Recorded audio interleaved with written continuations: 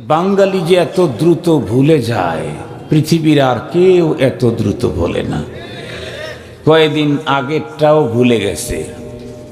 আগামী দিনে দেশে নাকি হা না ভোট আসতেছে, শুনতেছি অনেকেই বলে হুজুর না জয়যুক্ত হবে। কেন এত কিছু হইল তারপরেও না জয়যুক্ত হবে কেন? বলে যে অমুক অমুক দলের লোকেরা শুধু না ভোট দেওয়ার জন্যই যাবে। না ভোট মানেই স্বৈরাচারী, না ভোট মানেই জুলুম, না ভোট মানেই ফ্যাসিবাদ, হা ভোট মানেই তার প্রতিবাদ। এজন্য আমরা তো মনে করছি যদি যাই তো ইনশাআল্লাহ একটা হ্যাঁ নার ভিতরে তো হাঁই ভালো, নাকি বলেন? হ্যাঁ ভোটই আমরা দিয়ে আসবো, আপনারা যা করেন কইরেন।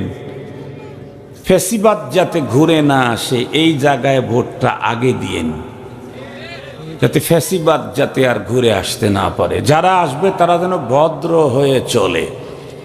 অবশ্য বাংলাদেশে খুব বেশি অভদ্রতা দেখাইতে পারবে না। কেন? যে দেশের 7 বৎসরের পোলা প্রশাসনের লোকের ভুড়ির উপরে মোহাম্মদ আলী কেলের মতো বক্সিং ছড়ে, সেই দেশে আর ফ্যাসিবাদ বেশি দিন কেউ করে টিকতে পারবে না। দেখছেন না 5 বছর 7 বছরের পোলা প্রশাসনের লোকের বিশের ভিতরে বক্সিং মারে মোহাম্মদ আলী কেলে, নাকি আরো কারা বক্সার টক্সার ছিল তাদের মতো করে। আল্লাহ হেফাজত করুন।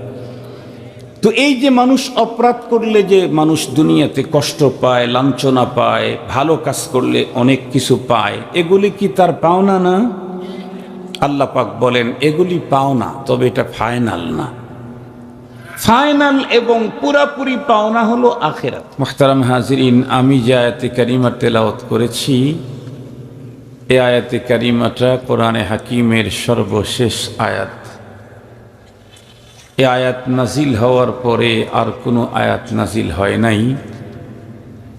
এ কারণেই মুফাসসিরিনে কেরাম লিখেছেন এই আয়াতে কারিমাটা নাজিল হওয়ার পরে নবীজি পৃথিবীতে মাত্র 31 দিন বেঁচে ছিলেন। কেউ কেউ লিখেছেন না, এই আয়াত নাজিল হওয়ার পরে নবীজি পৃথিবীতে মাত্র 9 রাত্রি বেঁচে ছিলেন। এরপরে নবী আলাইহিস সালাম রফিকে আলার ডাকে সাড়া দিয়ে পৃথিবী ছেড়ে চলে গেছেন। কোরআনে হাকিমের সর্বশেষ আয়াত, যেটার মাধ্যমে আল্লাহ তাআলা কোরআনে পাকের নুজুলের ইখতিতাম করেছেন,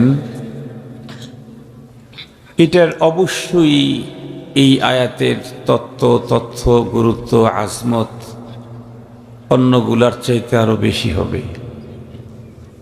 কারণ আপনারা দেখবেন সমাজের ভিতরে এমনও আছে বাবার 5 সন্তান, সবাই বাবাকে খুব মানে। একটা সন্তান বাবার জীবদ্দশায় বাবার কোনো কথাই মানে নাই, সব উল্টা চলেছে। কিন্তু বাবার অন্তিম মুহূর্তে যেই নসিহত করে গেছেন, এই নসিহতটা অন্য সন্তানের তুলনায় এই সন্তানই বেশি মেনেছে। এরকম আমরা আমাদের জীবনে অনেক দেখেছি। কারণ অন্তিম মুহূর্তের যে ওসিয়ত, যে নসিহত আখিরি, এটা অনেক দাম রাখে। কোরআনে হাকিমের প্রতিটি ওয়ার্ডার, প্রতিটি খবর, প্রতিটি মেসেজ মুসলমানদের কাছে সর্বাধিক গুরুত্বপূর্ণ। এর চাইতে অধিক গুরুত্বপূর্ণ পৃথিবীর আর কোনো মেসেজ নাই। আল্লাহর মেসেজের চাইতেও বেশি গুরুত্বপূর্ণ কোনো মেসেজ মুমিনের কাছে নাই। আল্লাহর অর্ডারের চাইতে আরো গুরুত্বপূর্ণ অর্ডার ইমানদারের কাছে আর পৃথিবীর কারো নাই, অর্ডার নাই। এর মধ্যে সর্বশেষ যেই ওয়ার্ডারের পরে আর কোরআনে হাকিমে কোনো ওয়ার্ডার, কোনো মেসেজ আল্লাহ তাআলা দেন নাই, এটার গুরুত্ব অনেক অনেক অনেক গুণে বেশি হবে। তো আমরা দেখি আল্লাহ পাকের কি মেসেজ, কি ওয়ার্ডার দিলেন সর্বশেষ আয়াতে কারিমাতে। আল্লাহ তাআলা বলেন, ওয়াত্তাকু ইয়াওমান তুরজাউনা ফীহি ইলাল্লাহ ثم توفى كل نفس ما كسبت وهم لا يظلمون। এই আয়াতে কারিমার দিকে গভীরভাবে লক্ষ্য করলে বোঝা যায় আল্লাহ পাক এখানে একটা অর্ডার করেছেন, দুইটা মেসেজ দিয়েছেন। তিলাওয়াতকৃত আয়াতে কারিমাতে আল্লাহ পাক একটা অর্ডার করেছেন, দুইটা মেসেজ দিয়েছেন। অর্ডার কি? ওয়াত্তাকু ইয়াউমা, তোমরা ভয় করো। এটা হলো মূল অর্ডার। কিসের ভয়? ইয়াউমান তুরজাউনা ফীহি ইলাল্লাহ, ওই দিনের ভয় যেদিন তোমাদের প্রত্যেককেই আল্লাহর কাছে রিটার্ন ব্যাক যেতে হবে, সেই দিনের ভয়। এতটুকুর মধ্যে একটা অর্ডার, একটা মেসেজ পাওয়া গেছে। অর্ডার হলো ভয় করো, মেসেজ হলো তোমাদের প্রত্যেককেই আল্লাহর কাছে ফিরে যেতে হবে। আল্লাহর কাছে যে আমাদেরকে ফিরে যেতে হবে, এই মেসেজ আল্লাহ কোরআনে হাকিমের জায়গা জায়গায় দিয়েছেন। আল্লাহ তাআলা বলেন, কুল্লু নাফসিন যায়িকাতুল মাউত সুম্মা ইলাইনা তুরজাউন, প্রতিটি প্রাণীকেই মৃত্যুর স্বাদ গ্রহণ করতে হবে, আর তোমাদেরকে আমার কাছে রিটার্ন ব্যাক আসতে হবে। আমরাও রবের এই মেসেজটাকে এতটাই বিশ্বাস করেছি, যে কোনো দুঃখ, যে কোনো দুর্ঘটনার সংবাদ শুনলেই খোদায়ে পাকের এই মেসেজটাকে আমরা স্মরণ করি। কি বলি? ইন্না লিল্লাহি ওয়া ইন্না ইলাইহি রাজিউন। যে কোনো দুর্ঘটনা, যে কোনো দুঃসংবাদেই আমাদের মুখ থেকে রব্বে কারীমের সেই মেসেজের স্বীকৃতি উচ্চারিত হয়। ইন্না লিল্লাহ, নিঃসন্দেহে আমরা কার? আল্লাহ।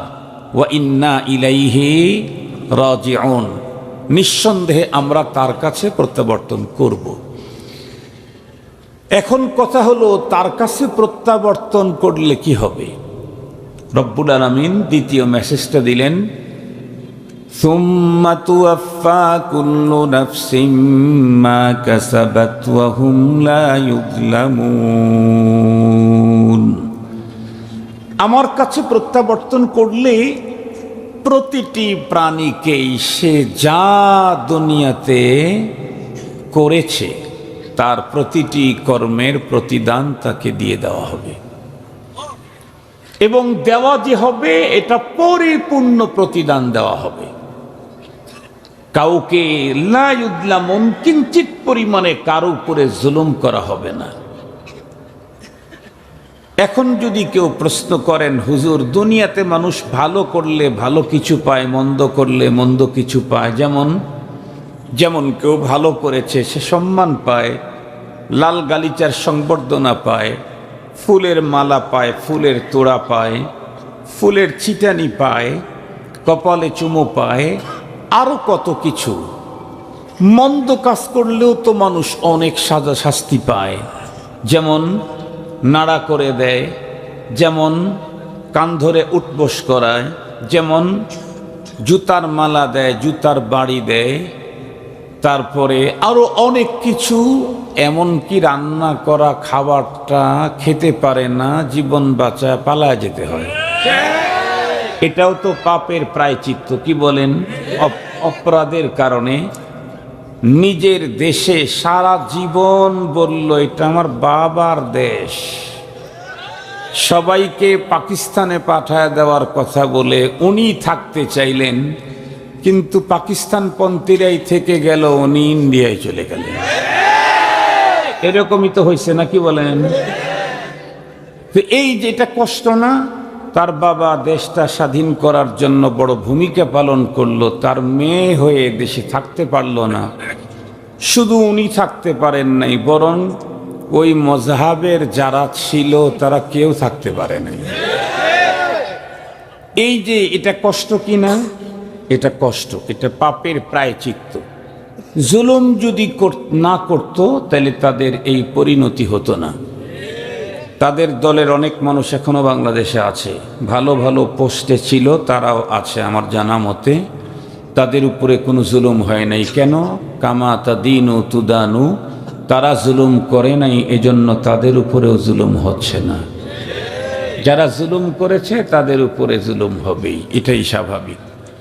কিন্তু আমরা তো ইন্নাহু কানা যালুমান জাহুলা, আল্লাহ তাআলা মানুষ সম্পর্কে বলেছেন এরা জলুম ও জাহুল, সিরিয়াস জুলুমকারী, সিরিয়াস ভুলে যায়। তার মধ্যে বিশ্ব সেরা হলো বাঙালি। বাঙালি যে এত দ্রুত ভুলে যায়, পৃথিবীর আর কেউ এত দ্রুত ভোলে না। কয়েকদিন আগেরটাও ভুলে গেছে। আগামী দিনে দেশে নাকি হ্যাঁ না ভোট আসতেছে, শুনতেছি অনেকেই বলে হুজুর না জয়যুক্ত হবে। কেন? এত কিছু হইল তারপরেও না জয়যুক্ত হবে কেন? বলে যে অমুক অমুক দলের লোকেরা শুধু না ভোট দেওয়ার জন্যই যাবে। না ভোট মানেই স্বৈরাচারী, না ভোট মানেই জুলুম, না ভোট মানেই ফ্যাসিবাদ, হ্যাঁ ভোট মানেই তার প্রতিবাদ। এজন্য আমরা তো মনে করছি যদি যাই তো ইনশাআল্লাহ একটা হ্যাঁ নার ভিতরে তো হাঁই ভালো, নাকি বলেন? হ্যাঁ ভোটই আমরা দিয়ে আসবো, আপনারা যা করেন করেন।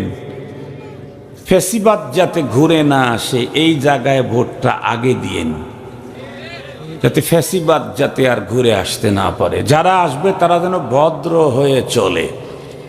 অবশ্য বাংলাদেশে খুব বেশি অভদ্রতা দেখাইতে পারবে না। কেন? যে দেশের 7 বৎসরের পোলা প্রশাসনের লোকের ভুড়ির উপরে মোহাম্মদ আলী কেলের মতো বক্সিং ছড়ে, সেই দেশে আর ফ্যাসিবাদ বেশি দিন কেউ করে টিকতে পারবে না। দেখছেন না 5 বছর 7 বছরের পোলা প্রশাসনের লোকের বিশের ভিতরে বক্সিং মারে মোহাম্মদ আলী কেলে, নাকি আরো কারা বক্সার টক্সার ছিল তাদের মতো করে। আল্লাহ হেফাজত করুন। তো এই যে মানুষ অপরাধ করলে যে মানুষ দুনিয়াতে কষ্ট পায়, লাঞ্ছনা পায়, ভালো কাজ করলে অনেক কিছু পায়, এগুলি কি তার পাওনা না? আল্লাহ পাক বলেন এগুলি পাওনা, তবে এটা ফাইনাল না। ফাইনাল এবং পুরাপুরি পাওনা হলো আখিরাত। তো দুনিয়াতে যেগুলি হচ্ছে, এত কিছু হচ্ছে দুনিয়াতে, এগুলি কি?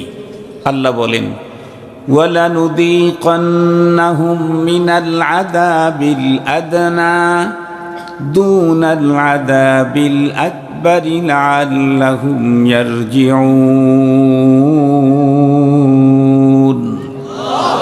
আল্লাহ বলেন এই দুনিয়াতে যা দেখতেছো অপরাধের পানিশমেন্ট, যা দেখো, রান্না করে খাওয়ার মানে পাকানো করা খানা খাইতে পারুক আর না পারুক, মাথার চুল কেটে দিক আর নাড়া করুক আর জুতা দিক, দামি জুতা মারুক আর অল্প দামের জুতাই মারুক, আমেরিকার প্রেসিডেন্টকে মারুক আর এদেশের ঝাড়ুদারকেই মারুক, যা দেখো এগুলা হলো আযাবে আদনা। এটা হলো সিম্পল কথা বলেন, এটা কি সিম্পল? আল্লাহ পাক রব্বুল আলামিন বলেন অপরাধের সিম্পল শাস্তি দুনিয়াতে অপরাধীকে দেওয়া হয়। কেন? যাতে এই অপরাধের ধরনটা দেখেই পরপারের ভয়াবহ শাস্তি থেকে সে নিজে আল্লাহর দিকে ফিরে আসে, নিজের অপকর্মের উপরে লজ্জিত হয়, আমার দিকে ফিরে আসে, অপরাধকে ছেড়ে দেয়। মুহতারাম হাজরিন, এই পৃথিবীর অপরাধী আমরা যদি অপরাধ থেকে ফিরে না আসি, আল্লাহর কাছে তওবা করে ক্লিন করতে না পারি, তাহলে আমাদের জন্য ভয়ঙ্কর শাস্তি আখিরাতে। সে শাস্তিগুলি কেমন হবে? কোরআন শরীফের ভিতরে আল্লাহ তাআলা তাও বলেছেন, ফায়াউমাইযিন লা ইউআযযিবু আযাবাহু আহাদ ওয়া লা ইউসিকু ওয়াসাকাহু আহাদ। আল্লাহ তাআলা বলেন যে পৃথিবীতে তোমরা অনেক অপরাধীদেরকে বাঁধতে দেখেছো, শাস্তি দিতে দেখেছো। আমরা নিজেরাও তো দেখেছি মায়ানমারের শাস্তি। কালকে রাত্রি 12:30-1টার দিকে রোহিঙ্গা ক্যাম্পের ওখান দিয়েই আসতেছিলাম, কক্সবাজারের কি বলে ওই টেকনাফে ছিলাম বয়ানে। তো ওদের শাস্তির দৃশ্যগুলি আমরা দেখেছি। জীবন্ত মানুষ তার শরীর থেকে গোশত কেটে নেওয়ার দৃশ্য আমরা দেখেছি। জীবন্ত মানুষটাকে আগুনে পুড়িয়ে ফেলার দৃশ্য আমরা দেখেছি।